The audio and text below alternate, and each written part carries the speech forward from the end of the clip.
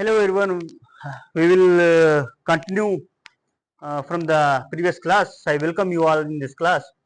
So in previous class we have derived the general stress distribution formula sigma z equal to m by I equal to into y, and we discuss which inertia I is this, what is the m, in which plane the m is applied. In this class we will clear the confusion. Okay, and we'll take some numerical example also. So take a symmetrical bending case, sigma is equal to mx iy divided by ixx. So if you are taking mx here, you have to take ixx. Means what? Basically, you are applying the moment in a vertical plane. So this, let's say this is a cross section, you are applying the moment like this in a vertical plane. So we'll take the moment of, so in which axis it is getting bent? Axis, right? So that is why you have to take the moment of an I-axis. And how stress is varying along y, that is why you have to put y. Similarly, if you applied the m in horizontal plane, you write my by iy into x like this. Okay. Now, so this is also symmetrical bending. This is also symmetrical bending because stress variation is only one direction. Remember this. Unsymmetrical bending we will cover later. Unsymmetrical bending does not mean that due to shape. Unsymmetrical bending means in which axis you are applying the moment. For example, let's say if you have some angle with horizontal, so with theta is an angle, so you will take m cos theta one component, m sin theta another component, that you can denote mx and my. So in vertical plane mx equal to m cos theta, in horizontal plane my equal to m sin theta. So you have a two mx and my, right? Superimpose, you will get sigma is equal to mx by ix y plus my by iy into x, because you have both mx and my. So this is a clear case of unsymmetrical bending. Here ixy is 0, product of inertia, but still it is unsymmetrical bending. We will discuss more in the upcoming lectures. Okay. Now, as I promised, we will take a numerical example.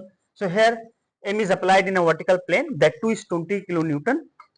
This is a I shape. You can see the this length is you can say width is 100 mm. All dimensions are in mm, and this is length 200 mm and thickness is 20 mm.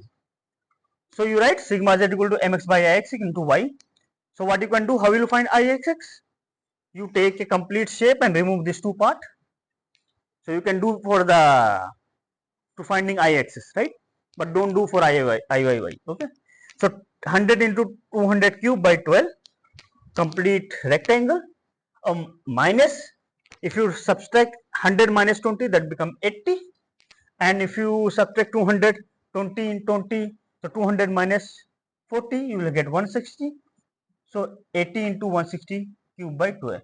So this is nothing but the BD cube by 12. If this is B, this is D, so I6 is BD cube by 12. So you will have a 40 into 10 to the power 6 mm power 4. If you substitute mx, so I will convert into mm. 20 kilonewton means 20 into 10 to the power 6 Newton mm, because kilonewton will have a 10 to the power 3 to convert into Newton, and meter to mm will have another 10 to the power 3. So 10 to the power 3 into 10 to the power 3 will become 10 to the power 6. Now 40 into 10 to the power 6 here, moment of inertia into y. So you will have roughly 0.5 into y. Now if you go for a top flange here, you will have distance 100, right?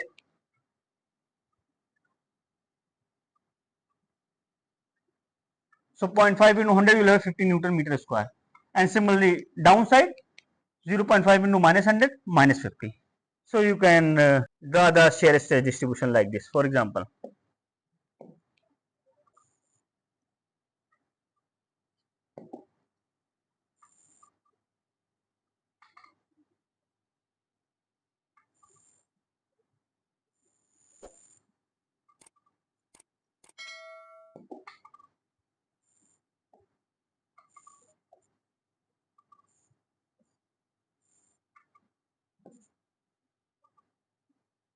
So this is 50 Newton per meter square, that too is positive, and this one is minus 50 Newton per mm square, negative, tensile compressive. Okay, like that you can draw the shear stress distribution. We'll meet in the next class. We'll try to cover the unsymmetrical bending part in more detail in the next class. No? Thank you so much.